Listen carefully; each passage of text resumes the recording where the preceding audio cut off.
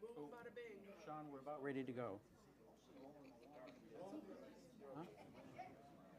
Oh. No more swearing. No more swearing. No more swearing.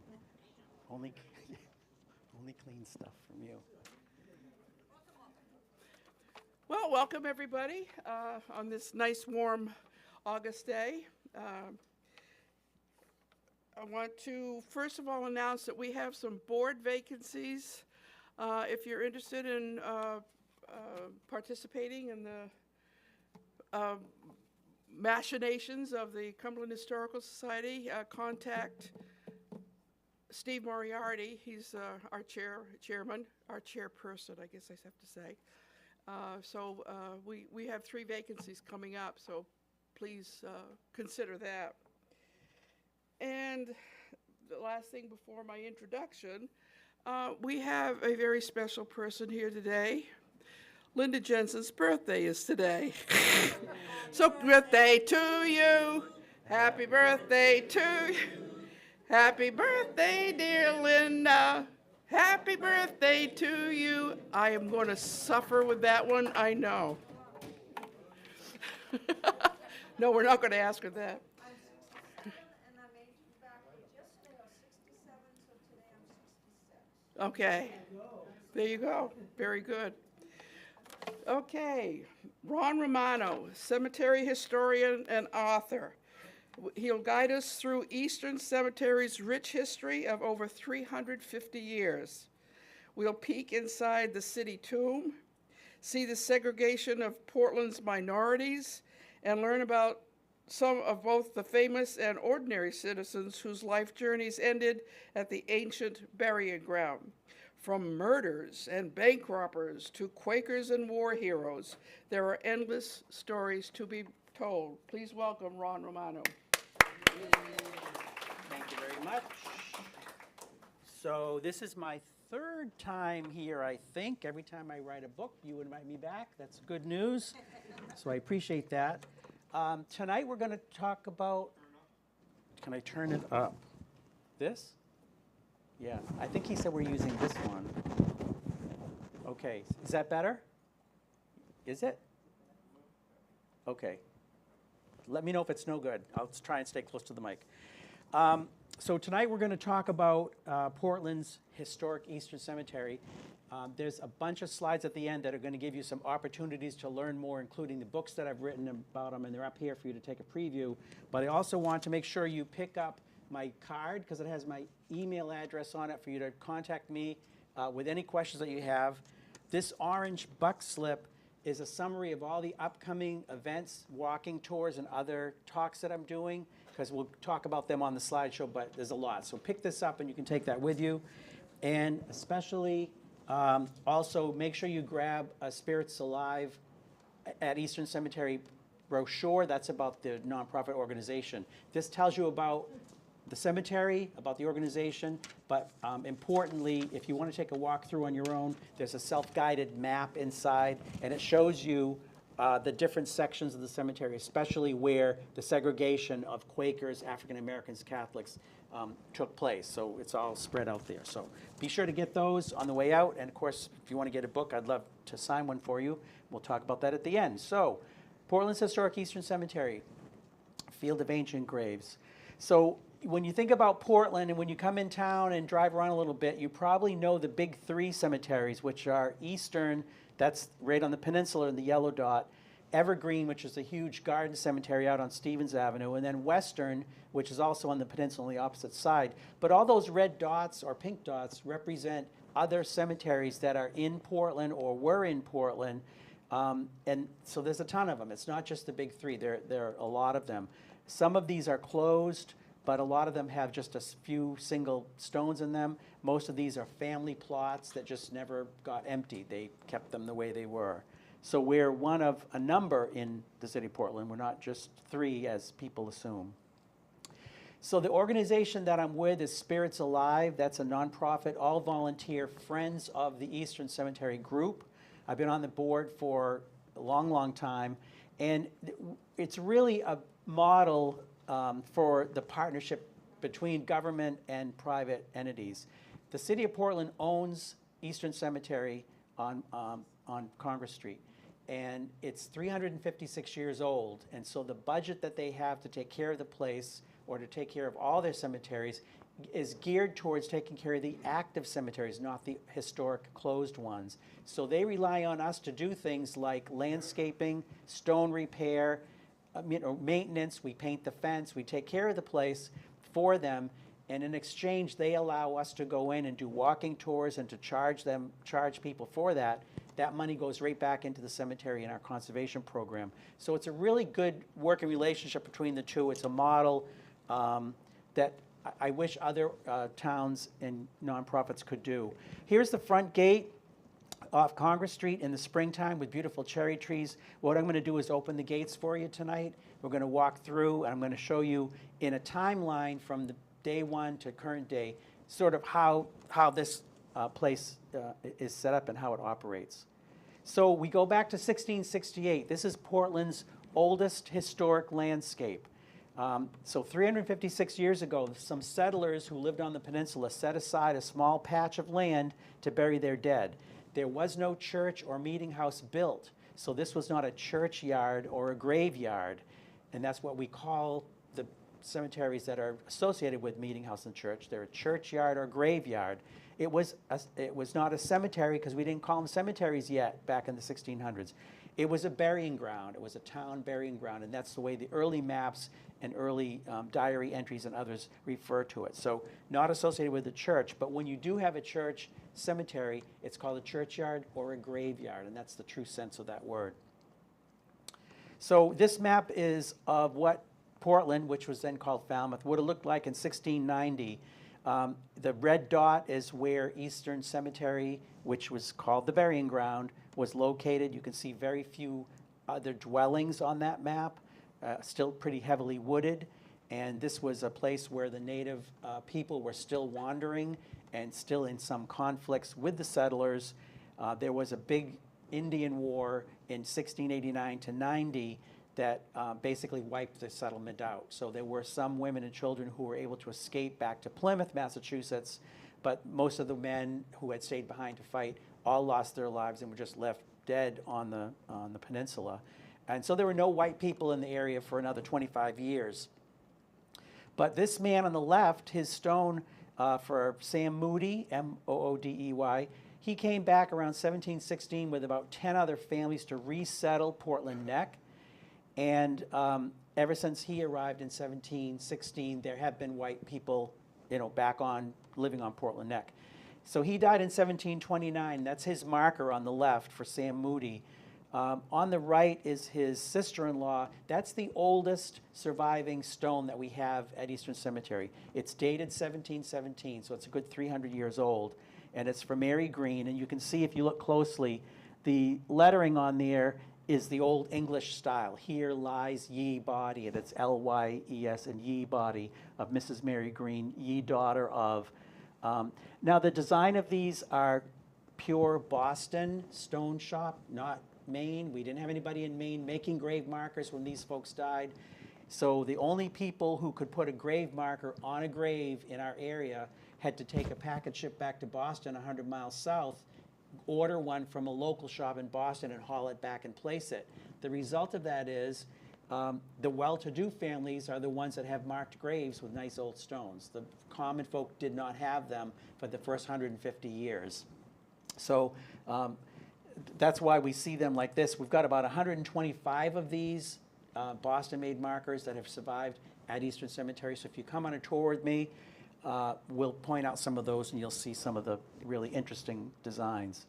So this is the second oldest. This is for 1718 for Stephen Larrabee. What I want you to see here is, first of all, the death's head design at the top, or the winged skull.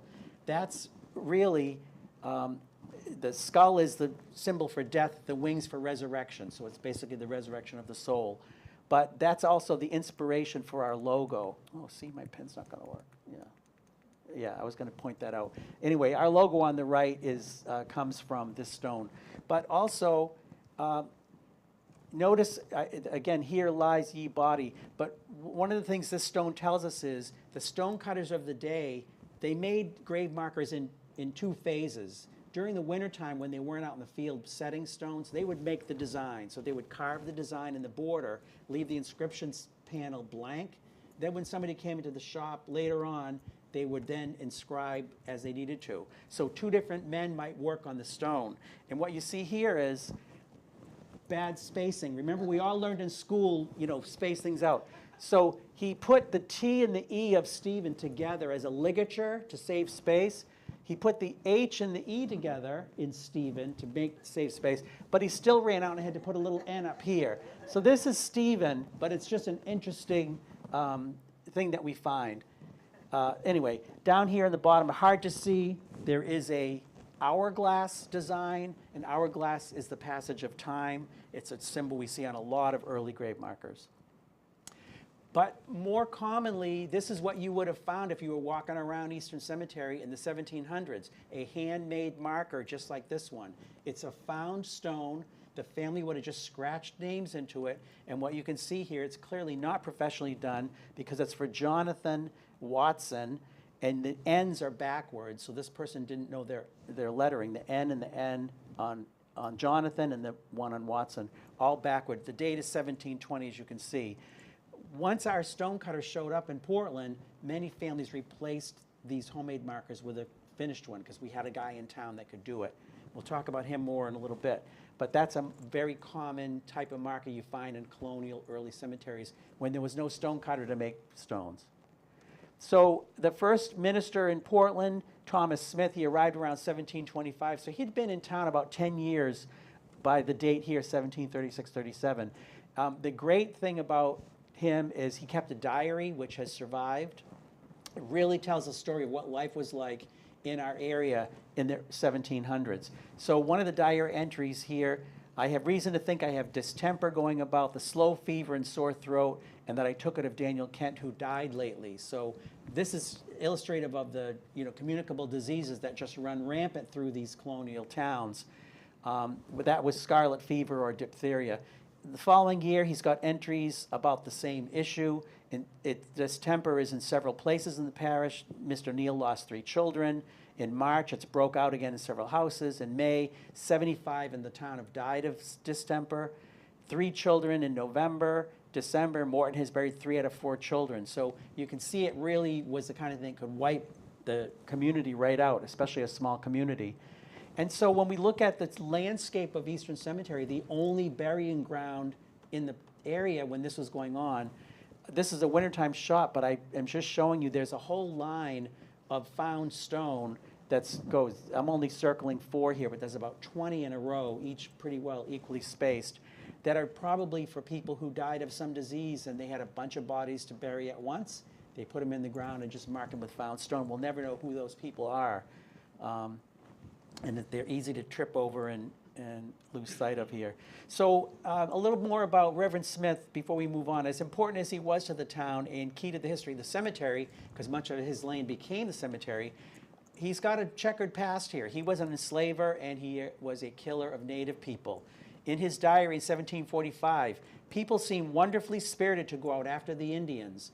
And why was that? Because there was a bounty on their scalps. He made money killing the native people and bringing their scalps back. 1757, I received 165 pounds and 33 pence, my share of scalp money. So this is the guy who's preaching to the community and helping the community, but on the other side, this is his life. He was an enslaver as well. 1774, he noted that his Negro man, Jack, had died. So let's move up to 1775. And the stone on the left is an old photograph of a stone for a man named John Robinson, who died in 1775. Really interesting design. It's a Boston-made marker. You can see Father Death is there with a scythe. He's holding the hourglass, standing next to poor Mr. Robinson, who's sitting on a stool waiting for his fate. And, it's just a perfect scene here, really interesting to see. On the right is what we've got left of it. It's been heavily vandalized, as you can see, and missing some of the key pieces. And unfortunately, that's the story at Eastern Cemetery, is there's a history of neglect and vandalism that destroys some of this beautiful original artwork of these stonecutters. So here's a map of a detailed map of the town from 1775. Up on the upper left, you can see Reverend Smith's land, which is diagonally across, that's Congress Street now, it was called Back Street then, diagonally across from the green patch, which was his private field. Just below that is the burying ground in blue. There was a swamp, and then the waterfront is down here. So you're looking at Portland Neck this way. Back Cove would be up in the top. So Smith owned the big field that was just adjacent to the burying ground. Access into the burying ground was from this corner, but he allowed a pathway to be cut through his field so that people that lived up on Back Street could come down into the burying ground as well. This is the oldest section here. We'll see this map in a few different ways as we go through the presentation. So we're up to 1777. Henry Wadsworth Longfellow's great-grandmother passed. This is a postcard from the early 1900s showing the graves of his great-grandparents.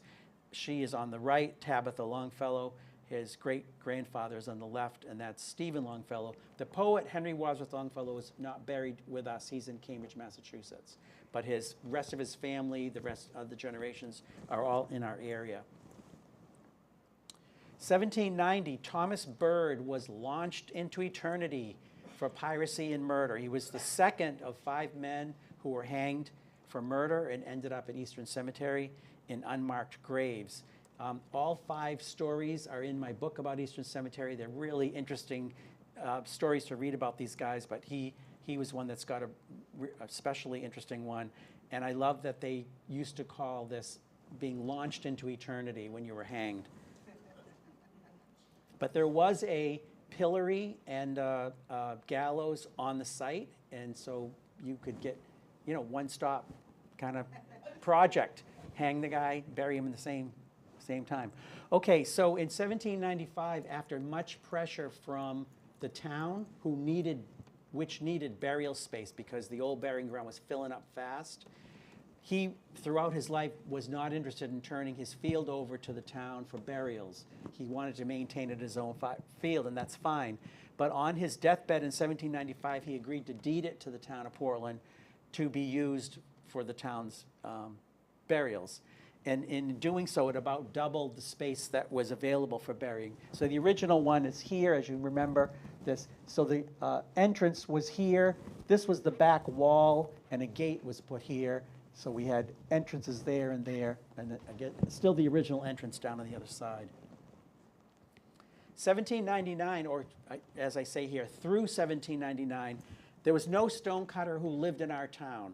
So I said earlier, people had to go to Boston to get markers, and that's why we have just 125 out of probably 1,000 people that were buried in that period. And we do have 125 that have survived. Here's one of them for one of the Dow family members at Eastern. Skull and crossbones, pretty grim, but kind of interesting. The 2 most commonly found designs from Boston when you come on tour at Eastern are the winged skulls, like this one. This one actually is the inspiration for the PBS Mysteries logo. When you're watching Channel 2 or whatever, the logo is this exact skull and wing crossbone. I mean, wings and wings. And then the other is human faces. It's certainly a gentler notion here. It's still about the resurrection, death and resurrection because of the wings, but they're human faces that come into play a little bit later on. They let the stones and bones and skulls go away and made them a little bit more enjoyable for us to see. There's a few soul effigies in there as well. These are somewhere in between death's heads and humans. They're usually images that have some human features, but they're not real full humans. Like the one on the top here, there's no mouth. There's these 2 eye holes and sort of a nose patch, and then this wild hair, which could be wings or hair. And then the bottom one, again, it's just an odd look. So we call these soul effigies when we find these, and there's a few of them. In all, we've got about 20 Boston stonecutters that we've identified of the stones that are at Eastern Cemetery. So we kind of know who many of these were made by when we find them. Okay, here's the map now of Eastern Cemetery, and the way you're looking at it, the bottom box in the blue is the entrance gate off Congress Street today. So the 2 patches here were the private land of Reverend Smith. This was the old section. This was the entrance in. This was the line of those found stones that were from the 1740s. So this was how you got in. The waterfront's up there. This is the back. And we're going to use this from now on, so that's just the orientation for you. So A and B were private land until 1795. These letters, by the way, weren't attached to the cemetery until 1890, which was the first survey ever done. So you got to think the cemetery started in 1668. Nobody surveyed it until 1890. That's a long time of not having good records. Okay. Oh, so what I did here was to show you the development of the known grave sites over a 20-year period. So we start in up to 1740. These are the known grave locations. Up to 1760, we could add some more. Up to 1780, you can see it's getting more crowded. And up to 1799. Those are the known ones. But don't be fooled by the fact that there's white space. The place is packed, sometimes doubled up, completely full. The place was completely filled up with bodies. So then, and that's why the town needed space. So they got this from Reverend Smith to add on and to develop. So the new section, we call it new when we're giving tours. You're welcome to the new section. It's not 1795, so it's kind of not that new, but for us it is. So the new section in the blue block there is 1795. Section A, that side, was originally held off by the town to be used as a town pound, exercise for animals. There was a whipping post, a pillory, the gallows was there, military exercises, playing field. All that happened on the A side. On the B side, it was burials, so that developed first. And then as they needed space, they closed down A and started to bury people there. So now the whole place is full of graves. Next to the cemetery is a large brick building, which was a school. It's now an apartment complex. And from the roof of that building, it used to be called North School in the day, I'm looking out to show you sections A and B. This is the new section, which was Thomas Smith's field. This is B. Here's the walkway that separates. Here's A. This is where the playing field was, etc. This is Congress Street going up to Munjoy Hill, and that's the observatory, of course. This is Mountford Street that goes down. So the old section's over here, but this is just showing you the expanse of the new section that was brought in 1795. So one of the things that the town wanted to do once they developed the new section was to make up for the fact that the bottom part of the cemetery was so packed full that families were split all up. It was truly public space. So when somebody in your family died, you would wash and dress the body, you would put it in a box, you would bring it up to the cemetery, you would dig a hole, and you would plant the body in the cemetery. And because everybody was doing that on their own, they often would dig and find somebody already there. So they'd have to go to the next open space. So there's all these holes being dug to find space to put bodies in. So what the town decided to do was to help take care of that problem in the new section by creating a whole series of underground private family tombs for the well-to-do to purchase, and they could put up to 30 people from their family in each tomb. So they created 4 parallel rows. You're looking down between row 1 and 2 on that picture on the left. And obviously, because it costs money, because these were big tombs, it's the well-to-do who got them. So names that are familiar to us locally: Commodore Preble, Asa Clapp, Lemuel Moody, who built the observatory, and others. When you look at that map we've been looking at straight down in section A, that's the 4 rows of the tombs. So there are 4 parallel rows. There's 85 in all. And you can see here's the walkway and then the walkway in. So you go in and then you can walk down this way. We'll take one more close-up view. So here's a more detailed map of these tombs. So this is the first row by funeral lane, second row, third row, fourth row. Number 40 is right here. So you can see each tomb was connected to the next one by a common wall. Each one has its own private stairway down. Here's the stairway. There would have been a bulkhead over this. They'd lift the bulkhead and go down the stairs and in. And again, up to 30 bodies in each one, like sardines, crammed in like sardines. They just crammed them in. But it allowed many families to keep all of their family members together. So 1800 is a big change for us at Eastern Cemetery. It's when our stonecutter arrives. His name was Bartlett Adams. He was trained in Massachusetts. He was born in 1776. Brilliant guy, super talented stone sculptor, but brilliant businessman because he showed up in a town that was hustling and bustling and had no stonecutter.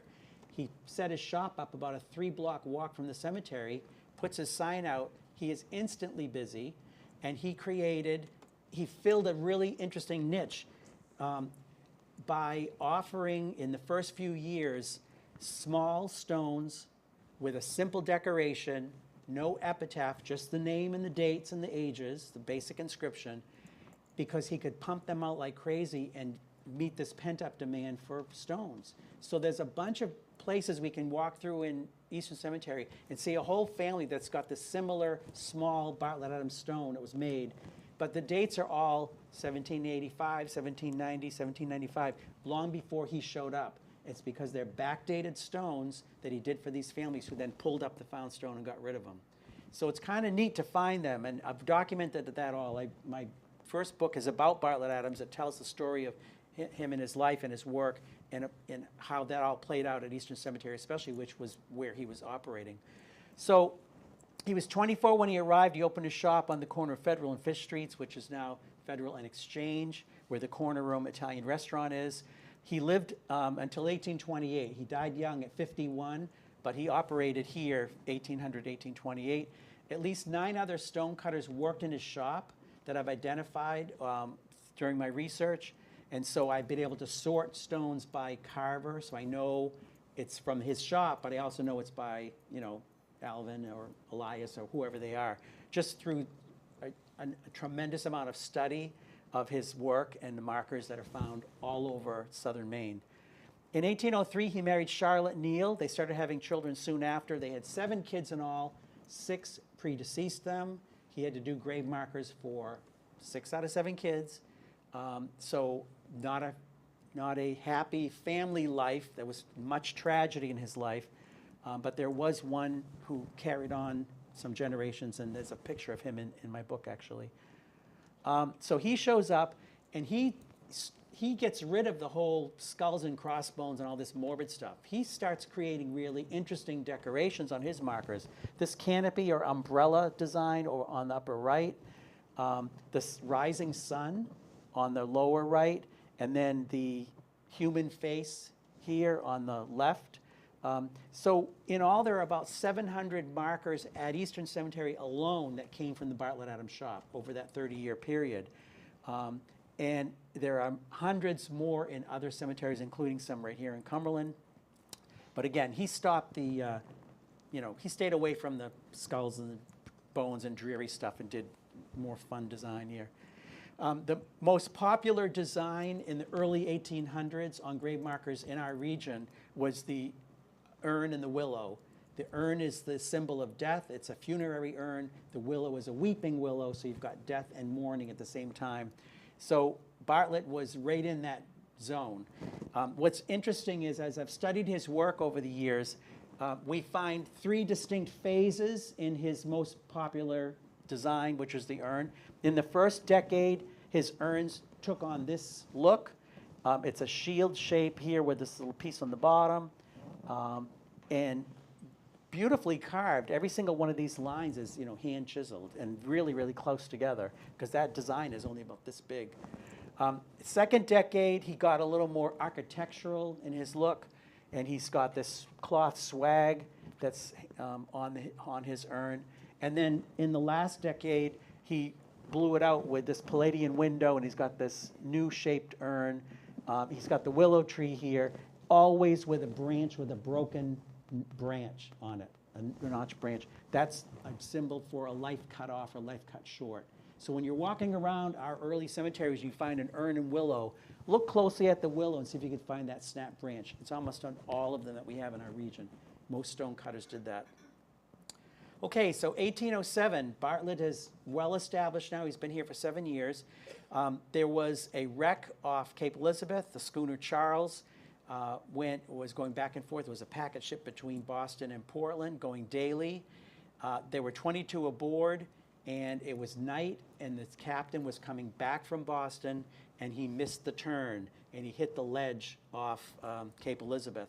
The ship was destroyed. It was a stormy night. It was a bad scene, a melancholy shipwreck indeed. There were 22 people aboard. 6 were rescued, but 16 died. Only 9 bodies recovered. The others were lost at sea. We have stones for 4 of them at Eastern Cemetery, including this one. This is a detail for Mary Stonehouse. And you can see that her story is told on the inscription on her stone.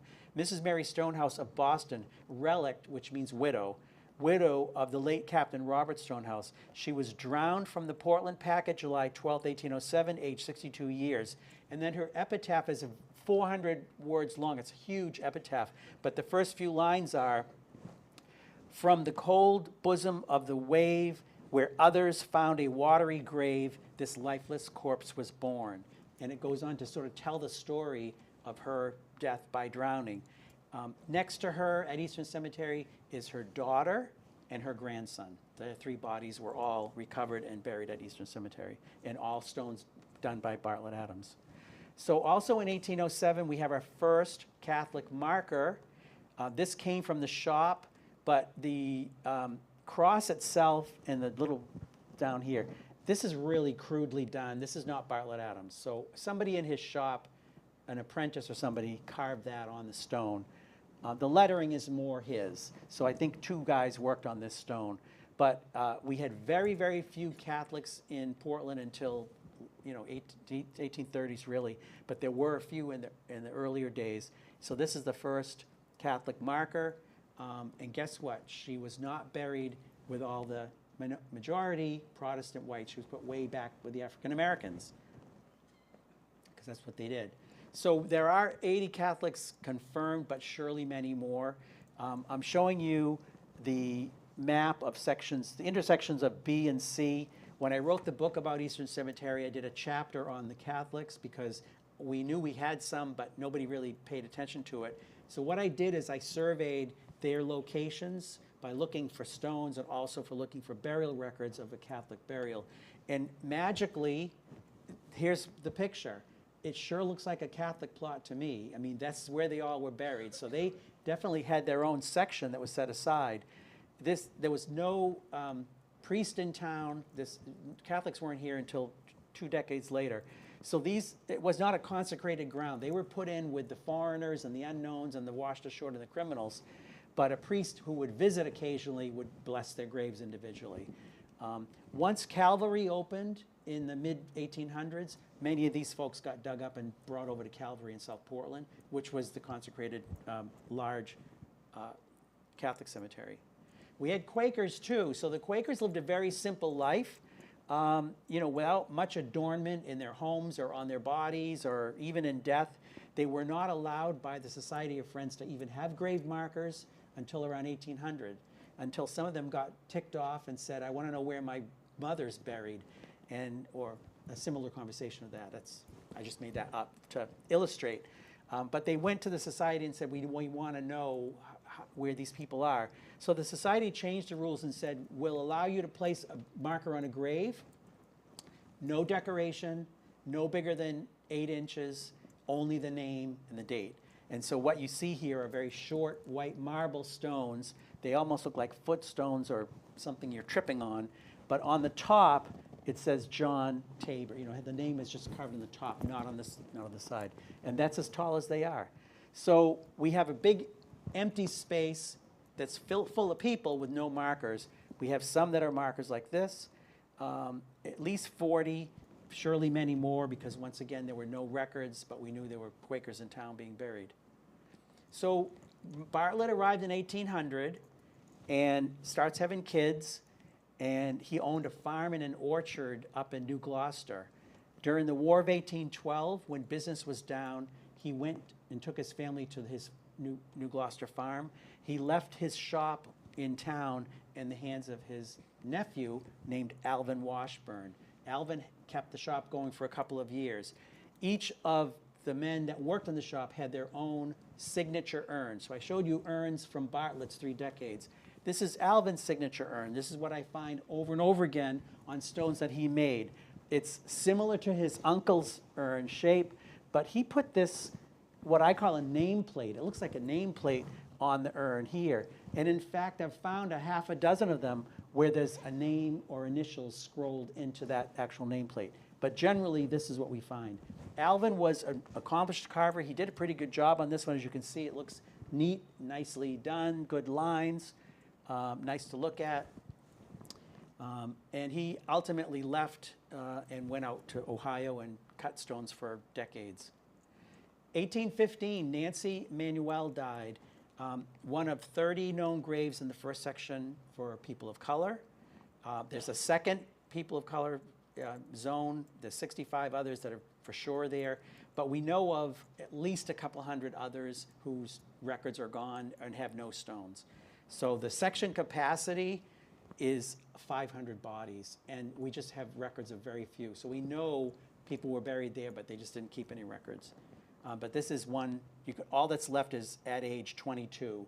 But this is on her plot, and it was on the original map, so we know it's Nancy Manuel. So we're looking at the map again. The original entrance over there, again, the waterfront would be up at the top of the map, Congress Street at the bottom. So as people came in, the African Americans were put as far away from the gate as possible. Over in the right corner, there was the Catholic patch just in front of it, and then the Quaker patch there. So this was before, this was still the field. So that's from the gate, and then this other Catholic patch came in here. So later on, yeah, there's the Catholic patch, but they kept it white. So the black Catholics were down here in the other African American patch. So you can see the picture, and it's on the map in the brochure. You know, from the gate, these are all white Protestants, you know, the majority European settlers. Everybody who was different pushed as far away from the gate as possible. So the unknowns, the strangers, the criminals, people who washed ashore, they didn't know who they were. Somebody came to town with no family, died on the scene. They all are, you know, on the edges of the burying ground. 1815, so Bartlett Adams, our hero, received national recognition as an ingenious artist for his work on the original ledger slab over Captain Burroughs' grave. Very quickly, this is during the War of 1812. The battle was September 1813. France and England are at loggerheads over world domination, and we are a young country stuck in the middle of that battle. We're trying to trade with Canada, so our ships are going from Portland up the coast to Canada. But this guy, the British captain of the Boxer, Samuel Blythe, is blocking us from doing our trade. So we send our hero, William Burroughs, to confront him. The two ships meet up by Pemaquid, side by side within 5 minutes. The bullets and the cannonballs are flying.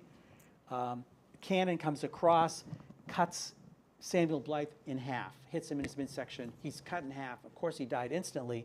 Bullets come across and hit William Burroughs in his midsection, right through and through. Mortal wound, but he was alive to see the end of the battle and to know that the Americans had won. They were brought to shore, towed both boats to shore. Here's in the newspaper the procession of their funerals. They were put in identical boxes and treated with equal respect and buried side by side at Eastern Cemetery. So the people of Portland treated them nicely, but the Enterprise and the Boxer, that battle, Blythe and Burroughs as a bar, if you are a beer drinker, Blythe and Burroughs down on Exchange Street is a bar that's named after these two guys. We're told that the Enterprise on Star Trek is a result of that battle as well, the USS Enterprise, so who knows about that one, but Blythe and Burroughs knows how to pour a good beer if you want to go there after a tour. Anyway, so this is the newspaper showing you how extensive the celebration of their lives was. What you're looking at on the bottom is today's box tombs for British Captain Blythe, American Captain Burroughs, and a Lieutenant Waters, who was on the American side. 100 years ago or so, here's a photograph, and you can see that that was still brick, this was still sandstone, but Kirvin Waters had a table monument with these columns, which has now been brick. So things change. And although I told you that Bartlett Adams had received nationwide fame for being an ingenious artist, the slab that I showed you is nothing ingenious about it. It's just an inscribed stone. That's because it's the 5th one that's on the box tomb. So the original one is long gone. But for him to have been celebrated as an ingenious artist, I can't help but think he must have had a battle scene that he carved onto that slab, or an image of the captain, something, because they wouldn't have called him an ingenious artist just for writing letters on a slab. He was doing that all day long. 1816, so Daniel Tucker was chair of the Portland Selectmen, and he put an article in the paper at the Blue Arrow. It has been observed with deep regret that some evil-minded person or persons have wantonly broken, injured, and defaced many of the monuments and gravestones and the burying ground in this town. And the selectmen will take measures to detect and bring to punishment the perpetrators of such shameful and wicked acts committed among the sacred repository of the dead. So we think today we're dealing with cemetery vandalism. This is 1816, so it's been going on for a long, long time. Daniel Tucker had a particular interest because if you look upper right, his wife had died 2 months earlier. So this is the inscription off her stone. She died March 23rd, 1816, and he wrote this just 2 months later. His stone and her stone and their son's stone have all survived. You can see that on the lower right. Okay, 1818. Now we get to the bank robber. Dan Manley was a bank robber. First bank robber in Portland. He and his colleague, Benjamin Rolfe, got a hold of the key to the vault, and they put it in clay and made a duplicate key, snuck in, and stole $200,000 out of the bank overnight. Huge sensation. Everybody in town was abuzz. Police types, constables, whatever they were called at the time, all over the place. They finally captured him, and he was tried and imprisoned for his act. They got most of the money back. Benjamin Rolfe, his partner, when the police got him back to the site, he said, I can show you where we put some of this money or the tools or whatever.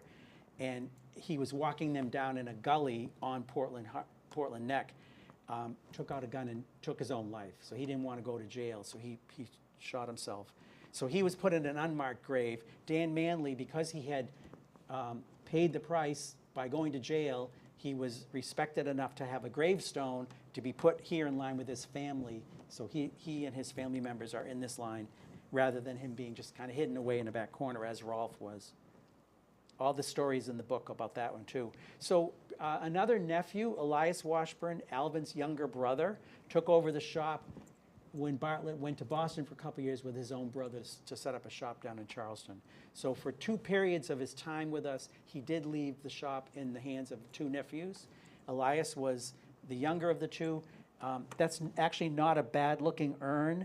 This was his classic signature urn. He just put this chain swag on it and these flutes. I should have showed you one of his more typical ones, which is sloppy, sloppy, sloppy. He made mistakes like crazy. He was probably drinking and other stuff and just not paying attention to detail because his markers are a mess. And occasionally we find some pretty good looking ones like this one. He was a troublemaker from the start. He impregnated a 14-year-old girl. They had a very quick wedding, and then they escaped to Portland, Maine, where he worked for his Uncle Bartlett. So they were living in Massachusetts, and this was an easy way for him to bring his young pregnant wife up out of the eyes of the community where he had lived. Had a few more kids, but he was getting in trouble all the time. And at the end of the deal, when Bartlett came back to the shop from Boston, Elias would not turn the shop back over to him, so Bartlett had to put a newspaper ad out saying, I'm not going to honor any of his debts, and blah, blah, blah. I mean, it was just drama, drama, drama all the way through. And he died very young. He's dead at 36. I mean, the guy, he had a son when he was 35, hardly knew his own son before he passed. Okay, 1821, Horatio Noyes fell 70 feet to his death. The stone that you see in the middle is the actual slate marker at Eastern Cemetery. On the far left is the inscription that we hand drew. It shows you that Jacob Noyes, the father, died in 1820, and then a year later his son Horatio died. He was without his father. He was getting into trouble. He was 14 years old. It was Christmas morning, and he had a brilliant idea of climbing the parish church steeple. He got up to about here, before he slipped and fell to his death. So he is memorable for that. And I show you this because it's kind of an interesting story, but it's also to show you that in the book about Eastern Cemetery, I talk about the evolution of the landscape, which I'm doing tonight with you as well. But I start each chapter with a snippet about somebody who was a regular person, like Horatio Noyes, whose death brought them to Eastern Cemetery. So somebody froze in a snowbank because they were drunk, and they are there. Horatio Noyes fell to his death. So I try to mix that story of the cemetery up with sharing with you regular people who ended up at Eastern Cemetery under these kind of circumstances. So grave robbery attempt also occurred, big surprise. So whereas a rumor has been in circulation that the grave of Mr. Friend Loring in the burying ground has been opened and the corpse taken away, this is to certify that we have recently examined said grave and that the rumor is without foundation and that the corpse remains undisturbed. In fact, there were some guards that the family put after they buried him because they were fearful that he was going to be dug up and used for medical purposes. So there were attempts at grave robbery. In 1832, there was a newspaper article where they talked about body parts being found from 5 different individuals under Deering's Bridge in Portland, presumed to be for medical studies. So there was some of this stuff going on here, and Eastern Cemetery was the target. So in 1832, Western Cemetery across town opens up, and the burying ground moniker goes away because there's now 2 cemeteries, and they become Eastern and Western Cemetery. And the word cemetery is now in common use, instead of just burying ground or churchyard or graveyard. So you can see the map from 1836 is showing East Cemetery and at its current size. 1838, we have a fair number of cenotaphs at Eastern. A cenotaph is a grave marker for somebody who's not buried there. So what you're looking at on the right is the grave marker, true grave marker from Mary Sheaf, who died in 1831, but a cenotaph for her son on the left. Also their son, John Sheaf, who was lost from the brig Alna on the Florida coast during a hurricane in 1838. He was 29. His body, it was more than 100 cenotaphs at Eastern Cemetery, so this is one with the stories being told. It's a really fascinating story. It was well told because 2 of the local guys were rescued from that shipwreck, came home to tell their stories. So I, of course, tell it in the book, and this is from my book as well. It shows that once the ship landed, even though Sheep was washed ashore and never found again, the captain, Mr. Wire, Mr. Cammett, were on the beach, but they were facing the Indians. The Indians, local natives, I should say, killed the captain. Wire and Cammett escaped. They were in the mangroves, avoiding snakes and alligators and mosquitoes for days, but finally got rescued on the beach by another ship and got home to tell the story. So this lithograph comes from their telling of the story. 1837 was the year that a surgeon, a well-known surgeon in the War of 1812 was buried. This is his marker on the right and one of his direct descendants. We had a big celebration for him. He was an amazing man who did amazing work during this battle. He was on the top deck putting men's bodies back together while the bullets are flying over his head. He was also wounded, but he didn't report his wound because he felt it wasn't nearly as bad as the men he was treating. But he ultimately got a pension for the wound because it bothered him for the rest of his life. So anyway, he's one of about 50 veterans of the War of 1812 that we have memorialized at Eastern, but we have an equal number for Revolutionary and Civil War veterans as well. We every year put on a big show of flags and the whole thing. 1849, overcrowded conditions are evident. That somebody was walking by, noticed they were digging a grave that already had 4 people in it. The bodies were just being thrown on top of the ground while they were doing their digging, and then they packed them all together even more closely. After the burial of the person, just deceased, the coffins were replaced, and the whole 5 of them covered up in one grave. So it shows you what it was like, in the mid-1800s, how crowded it was and what they were dealing with trying to put bodies in the ground. And this was the kind of event that triggered the mass migration out of Eastern Cemetery. So we had been building population from 1668 through the mid-1800s. Then we started losing population. 1850, the receiving tomb was built. That's on the right. That's the granite box. That's the place where all the bodies are stored over winter until spring thaw allows burial in the cemetery. So they would go get the bodies, bring them into the tomb, and then bury in the spring. The house on the left is the dead house. That was up 25 years later. We use that today for the storage of all of our gardening equipment and conservation equipment. Let's take a look at the tomb. So from inside the dead house, here's the gate that goes down into the tomb. Here's the stairway down into the tomb. And that goes 20 feet back all the way to Congress Street. So it's quite a big space. And yeah, there's the inside. You can see that it's field stone and brick with some whitewash, curved ceiling. And they would have put 80 to 100 bodies in there over the course of the winter. Again, just stuffed like sardines. And then spring thaw would bring them out. Thankfully, it stays cooler down there because you can't imagine what it would be like this time of year. Thankfully, they buried right away in the warmer weather. Okay, I'm not going to read all these because we don't have time. But in 1858, a bunch of news clippings on the left. Eastern Cemetery, they had done a survey. Eastern Cemetery had 125 shade trees. We've got about 6 now. Upper right, another vandalism story. Eastern Cemetery is used by a crowd of uncouth boys and girls as a playground, hooting and hallooing, throwing stones at the birds, stealing flowers and plants, and other mischief. This should not be allowed. And then on the bottom, we believe that some portion of the grave had been buried over multiple times, and we knew that to be the case.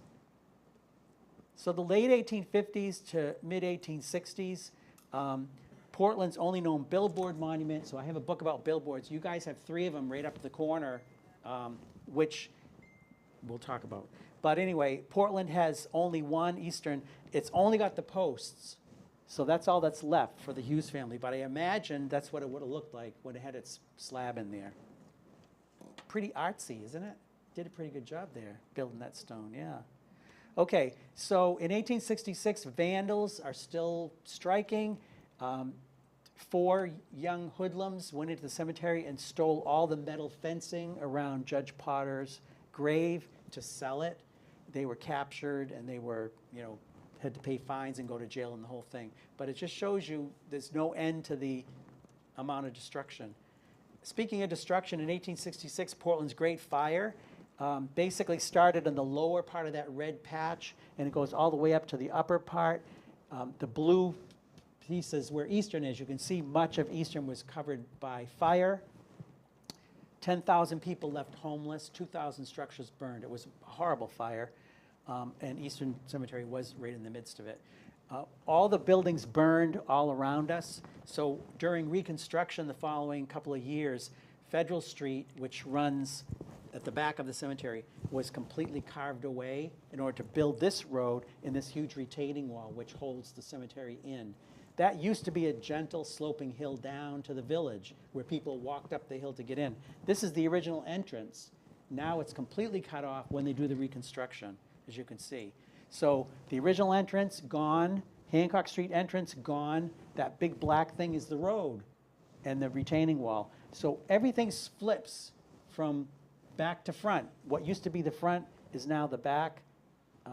What used to be the front is now the back because the front is here, what used to be the back. New entrance off Congress Street. So flip-flop completely. Okay, we're getting close to winding down here. 1878, this is the largest monument we have at Eastern. It is dissimilar to almost all the regular slate and marbles that we see because it's a huge monument, beautiful pink granite.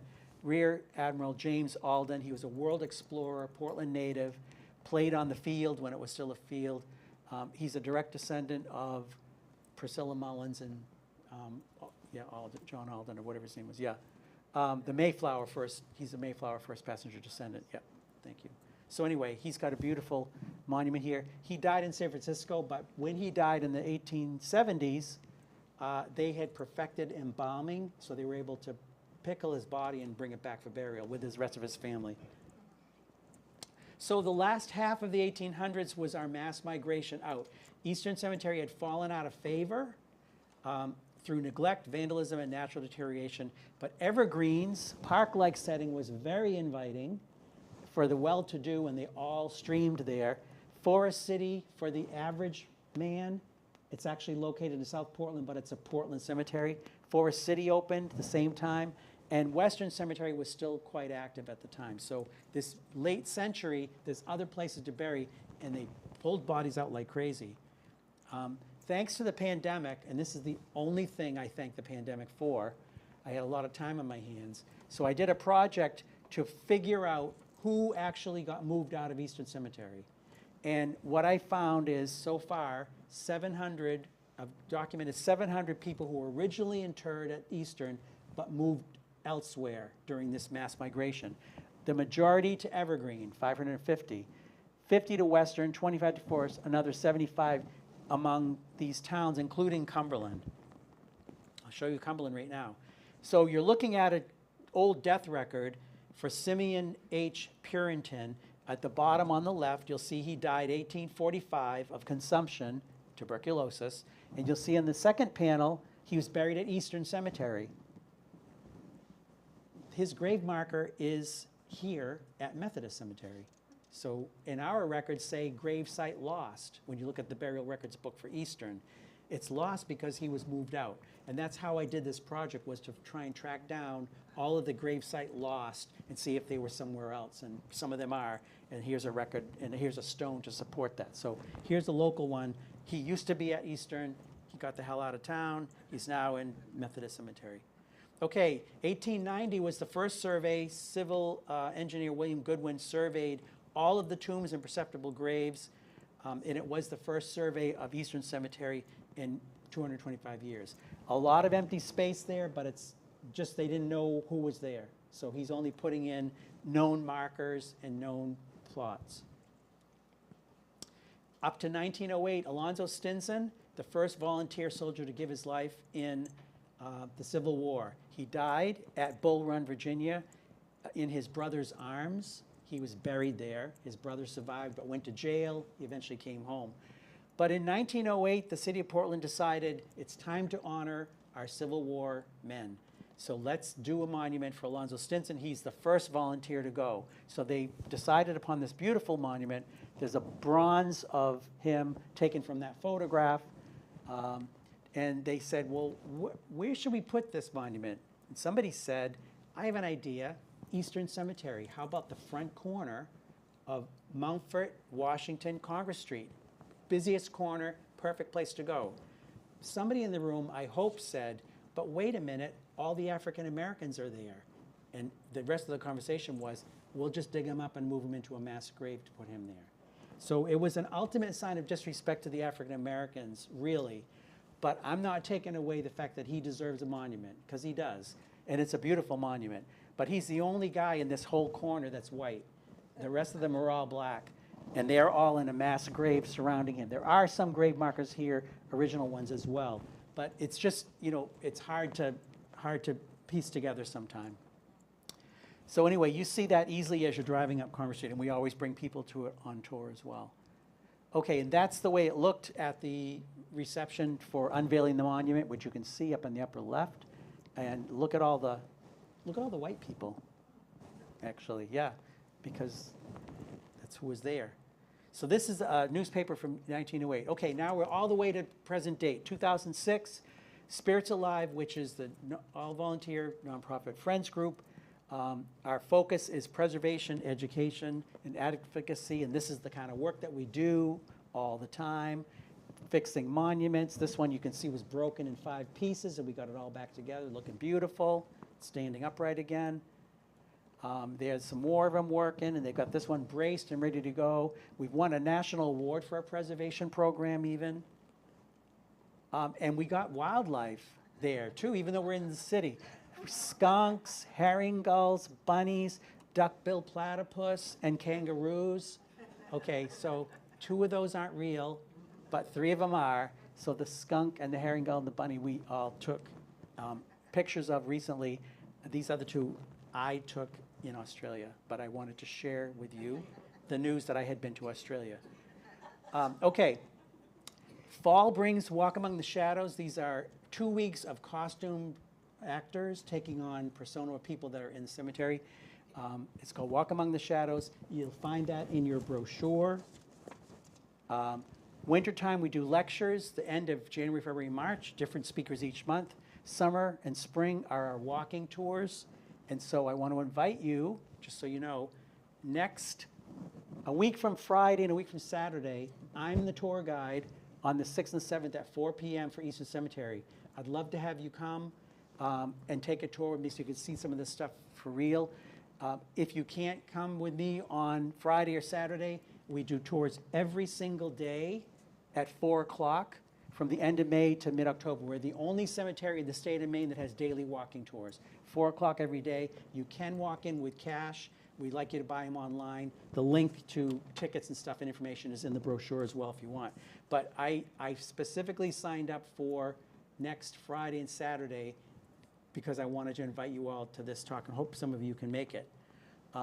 Okay, we're not done yet.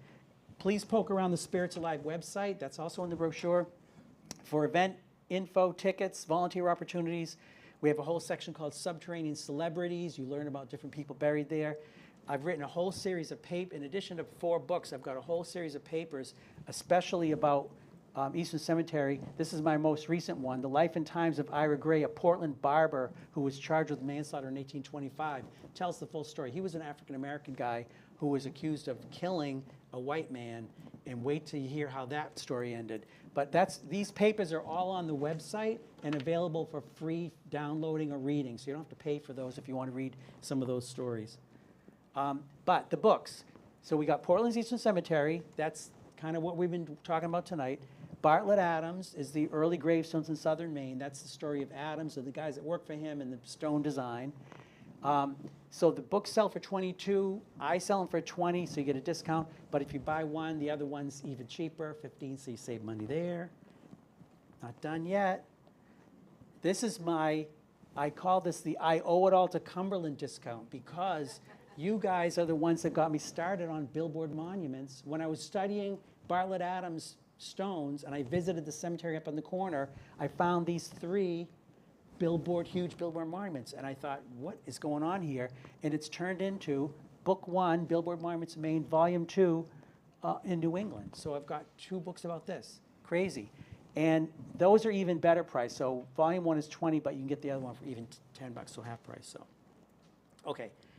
Couple more slides of promotions. And that's why I also suggested you take this, because these are all listed on the slide. Saturday, September 14th, I'm going to be touring Laurel Hill Cemetery in Saco. If you haven't been there, it's a gorgeous garden cemetery. In the spring, they have 1 million daffodils on the side of the wall. But they have some great, beautiful garden monuments. I love doing tours there, and I do it every spring and fall. So they're coming up. We always sell out. So I'm doing one at noon and again at 2 o'clock on the 14th. That buck slip shows you how to get more info. And then on the 5th of October, I'll be in Scarborough, first doing Black Point, which is another colonial cemetery.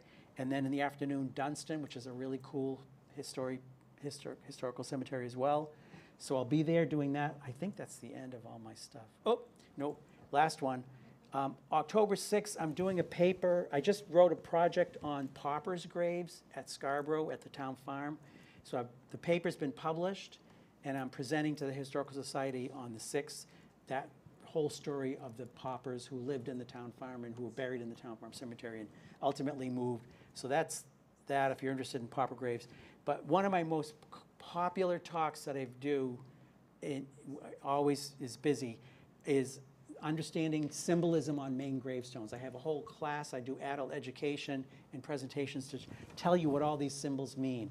I've been invited to do that at South Portland Community Center in October 22nd, so that's another option for you. I think that's enough. That's enough. Okay, so I'm a little bit over, but do you have questions? Thank you for not falling asleep also. I appreciate that. Yeah. About 3 slides back, you said you found some billboards. Yes. Where'd you happen to find them? So right up on the corner, just drive up to the corner of Maine. There's the big cemetery, the Congregation Cemetery on the right-hand side. There's these 2 and one more in there. There are these huge slabs up on posts that look like a signboard. And they're really unusual. And I saw them in Cumberland, 3 of them, and I put it in the back of my head and just said, someday I'm going to look into this because I've never seen anything like it. Well, I started poking around and I ended up finding more and more. ultimately, there's about 40 in Maine, throughout Maine. There's about 30 in Vermont, a few in New Hampshire. But I completely researched them. I went thousands of miles in my car, visiting them all and meeting them all and measuring and photographing the whole thing. I ended up doing a talk on this at a national conference on grave markers in North Carolina in 2019. I introduced the subject of billboard monuments of Maine. And I had people from all over the country and the world who are gravestone nerds like me. They were flipping out about this. They'd never seen them. They didn't know about them. Even though they spend all their time in graveyards, they hadn't seen them before. And so it created a bit of a sensation. And I walked away from that saying, I got to get a book out of this because these people are going wild over this stuff. So anyway, it's really because of Cumberland. Doing the research for my Bartlett Adams book, I found these three, and that's what got me started off. So they're just these huge slabs with multiple family names on them. And so yeah, all the Cumberland ones are, you can take a look if you want at the book. But yeah, it's a whole new type of monument that nobody's really studied before. Yep, very cool. Yes? I think I saw a stone for Savannah's Porter in Eastern. Okay. I was just wondering if it was like one of the porters from Porter's Landing and Oh. the dash. Oh, I don't know. So one of my slides was his name? Is that what you're saying? There was a porter, I think, like Savannah's. There were like 7 brothers. Okay, I don't know, we can go back. They had to do with the dash, the dash. Yeah, oh yeah, the dash, yeah. Yeah, we do have some stones from the dash. We've got about a half a dozen. It said Porter on it. Next, Gannon, Waterhouse, Titcomb. I don't know. Well, we can look after. Okay. Yeah, Anyway, yeah, I don't see. Okay, oh, that's Longfellow, yeah. that was past, it was. Okay. Any other questions while we're scrolling through? Yeah, I would recommend for a chuckle that everyone goes up to Congregational Cemetery, yeah, looks at Reuben Sawyer's grave with its 4 wires. yeah, yeah, I know. I know, people ask me, what was going on there? You know, they think something funny business was going on. But actually, you know, in my volume 2 billboards, I've got one who beat him 5 wives. Yeah, so I've got a guy who's got his 5 wives memorialized, yeah. I've got a couple that are 3 wives, so, yeah, they, you know, put them all out there, yeah. Can I clean a stone at Easton, a family stone? Can you? If you know what you're doing. I know what I'm doing. Okay, so you can, but what you should also know is our conservation group works every Saturday morning, and we'll do that. We have all the equipment and everything there. So you can come in and just meet them on Saturday morning someday and just say, this is my family, I want to do the stone, and they'll ask you. I have the D2 and the brushes. Yeah, perfect, yeah. Plastic's great. Yep, great. Yeah, you can, but the city requires permission to do cleaning. If you come in on a Saturday morning, you're gonna look like one of us, and we're already all okay, yeah. It's really good, as long as you're trained, you know what you're doing, yes, you can, but just know that we've got a group of people there cleaning all the time. Is the water available on site? Yeah, we do, we have a hose, which comes out of the ground on Saturdays during conservation, yeah. Yep. I can hook you up with the person if you wanna just take my card, I'll send you, you can send me an email and I'll hook you up with the conservation crew. Great. Yeah. Other questions? Okay, yeah. I have a question. You told me that cemetery burial grounds were built in high areas, on mounds, on hills, because people believe that that's where the wind would blow the diseased stuff Yeah. away. Okay, so I'm gonna say, True. That's someone told me that. okay, I think it's true that someone told you it, but I'm not gonna go much farther than that. But there are a lot of them. Yeah, there are, but the real reason they were up on hills is because it was non-arable land. They didn't want to waste farmland that they could easily plow and put their horses and stuff on. So they would pick a patch that was out of the way. That's really more the reason why they would pick a hillside. But there might have been some temporary belief that, you know, the wafting of death smells, yeah.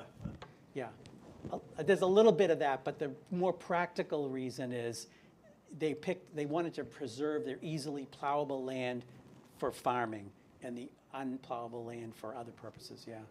Last question. Yeah. Do you have a favorite stone? Oh, you can't ask me. It's like me saying, do you have a favorite child? You Yes. can't.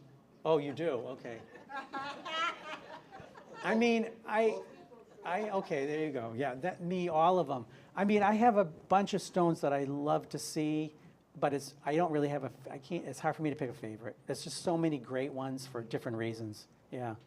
There's every stone is, many of them are average, but there's a lot of really good ones, and that's what I look for, is the really cool different ones, yeah. Yep. The stones on the eastern palm in Portland, Yeah. are those actually occupied, or are they just monuments to?